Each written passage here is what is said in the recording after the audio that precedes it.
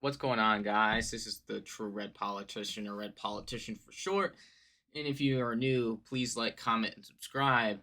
And today's video, we're going to be going over the Senate races and how it's basically like they're an unbelievable uphill battle where Democrats going to have to completely uproot the table for them to have even a 50-50 Senate, let alone a 51 Democrat, 49 Senate seat majority for the Republicans. So, again, we're going to quickly fill out the map, the safe seats.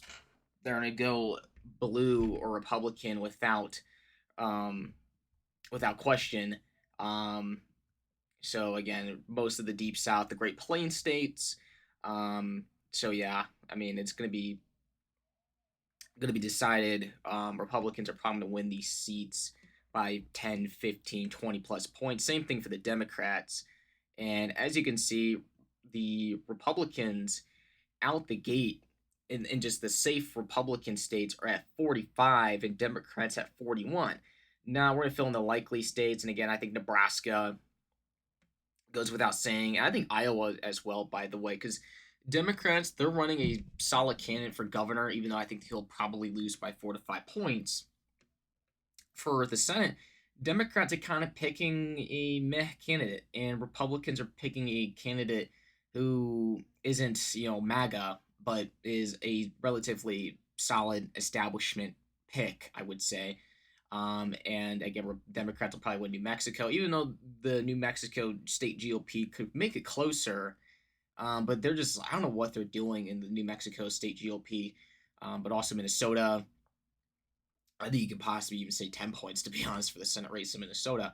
And also Virginia. I really don't think it goes without saying. It'll probably be, Minnesota, New Mexico, Virginia will probably be D+7, D+8, maybe D+5 at worst for the Democrats. So as you can see, we're edging closer and closer. And Republicans are at 46. I mean, at 47 Senate seats, and the Democrats are 44. Like, that is not the best. And also, actually, I forgot. I put Florida. So yeah, they're at 48. I completely forgot about Florida. Apologies for that, for the Senate race. So yeah, not looking too good for the Democrats, and I feel like we're just getting started. So again, we'll fill in Alaska and Texas here in a second. But Alaska, Mary Peltola, she won on a fluke the House race, then lost soon after. The Republican governor's pretty. I mean, not governor, but the Senate, who's up for reelection. He's relatively solid. Votes in line with Trump the vast majority of the time. It's not like he's like a big rhino, and he'll have a lot of money behind him. And Peltola will have a lot of money and grassroots behind her too. But I just don't think it's gonna be enough. Like, yes, Alaska votes weird, and and also it's a state that's very hard to poll accurately as well. But I think Republicans probably hold on to that Senate seat by 4 to 5 points. Another Senate seat I think Republicans will hold on by 4 to 5 points is Texas. James Talarico, the good polls show him at like 44 to 45% at most. And again, I think Paxton, there's a bit of dirt on the guy, but it's been out in the open for years now at this point. I don't think it's going to be enough for him to lose at this stage of the game. And also, Paxton will have a lot of money behind him as well from the establishment, but also from grassroots as well. I think the establishment probably reluctantly do it because, again, he destroyed John Cornyn's career. Because we understand how these rhinos like their other establishment rhino buddies, but again, they probably hate Talarico more than Paxton, so they'll do it. And again, Paxton. I mean, again, Paxton just dirt on the guy, but like James Talarico is such a carpetbagger and so much dirt on him, like to the point that I wouldn't be too surprised if Paxton wins by upper singles, 7 or 8 points at this rate. So again, we'll fill in Ohio as well. And after Ohio, I feel like we're gonna get into like the true toss-up states. So Ohio, you know, again, I think John Huston. To be clear, I think he's a very good candidate. He gets along with MAGA, but also the establishment in Ohio, very established in Ohio politics. I think Scott Brown is basically going to be the nominee most likely. He's running for re-election. I believe, actually, I think he won his primary actually. So this guy ran in 24 as like kind of a pro-Trump, not MAGA, but like kind of a pro-Trump campaign. Lost to Bernie Moreno by like 4 points, Then 2 years later, he's running a very far left campaign. Like he's again that could change, and it probably will change. But he's like running a far left campaign. Like, oh, how dare Donald Trump get rid of these not the H-1 visa, but the protection status for these Haitian migrants. It's like after Springfield, Ohio fiasco, you would think this guy would learn something, but he hasn't learned anything. And again, I'm not saying John Huss is going to beat Scott Brown by 8 points, but it'll probably be within within 4 to 5 points. And Hudson has a lot of money behind him as well. So and again, I think also Maine could go in this column too because does the last there's been dirt on Grant Plattner for days, for weeks, if not months at this point. And the primary is on June 9th. But here's the thing: Stephen Mills, like she was unpopular for a statewide official as governor. As a statewide official, she dropped out of the primary. Now all this dirt's coming out about the guy, about Plattner. It's like, well, it's kind of too late. I mean, she dropped out where she could have maybe swooped in and got the nomination very narrowly. But even if she was the nominee, I think she would have lost to Collins.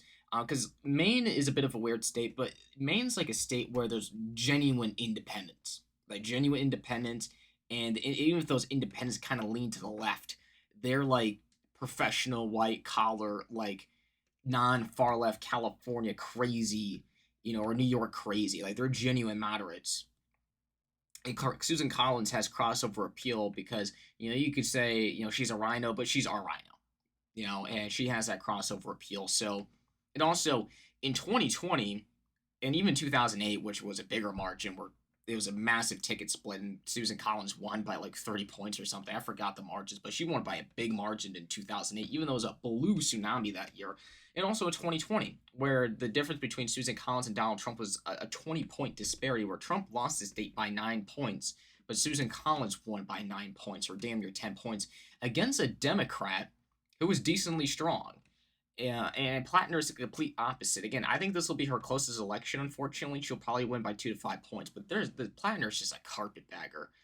It just gets worse and worse for the guy.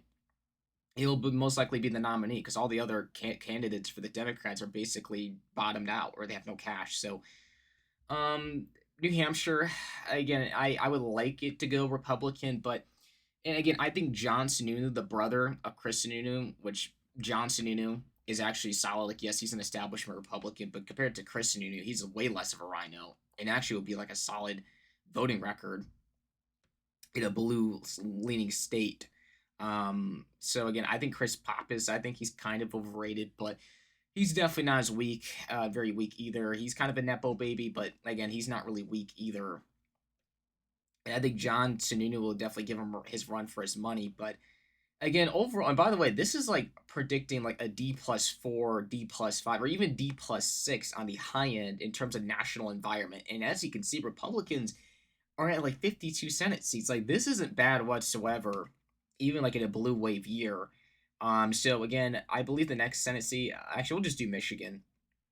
And this depends on the Democrat candidate because Haley Stevens, even McMorrow, they're progressive, they're pretty liberal, but like Abdul Sayed's like this third worldist, like sympathizing, America bad, like basically a Zoran Mondani of the Midwest, but with a lot less charisma. I mean, name the far left, thing that these far left people support, and Abdul Sayed probably supports in some way, shape, or form. And Mike Rogers is going for round two. He isn't perfect, but he's going to be a party line vote in a swing state. I mean, it really doesn't get really much better than that, to be honest. And again, like Mike Rogers, again, the turnout dynamics don't favor Republicans in Michigan, but Abdul Sayed is such a carpetbagger, and all the polls show Mike Rogers winning against Abdul Sayed. Not to be fair, there is a lot of undecideds in those polls, but I think a lot of those undecideds might go to Rogers because Abdul Sayed is objectively far left and like pro third world like goofball. So yeah, not looking too good for Democrats there. So and by the way, he has a very good shot. He's leading a lot of the polls for the last few weeks in primary polls in Michigan for the Democrats, and like Haley Stevens and McMorrow are getting booed at their own convention by the far left base. So and this one pains me, but again, it'll be close because the good polls show Roy Cooper at like 47, 48%, not at like 49 to 50 plus, where Michael Watley could certainly win. And again, I think this is a winnable race. I don't think Watley's gonna lose by 5 to 10 points like some Democrats think, but it's like this is such a winnable race. And even if we lose this seat, people might say, "Oh, you should never primary Tom Tillis or what." It's like Tom Tillis is awful. He's been a historic underperformer. He is so lucky he won in 2020. But like this guy, even in 2020, he still underperformed. Even the scandal plagued candidate at the last minute, the October surprise. But yeah, just I don't know. It's a winnable race. Roy Cooper is very overrated. I think if Republicans lose, it's gonna be by a point or two. But like Michael Watley, man, he needs to really start campaigning because this is such a winnable race. Even like a D+4, D+5 year. And the last Senate seat that will probably, unfortunately, go Democrat is I say lean Democrat because Ossoff he's an incumbent. Again, he's overrated, but he'll have a lot of money behind him, and even if Republicans are able to match that fundraising capabilities, it's still going to be pretty hard to beat Ossoff.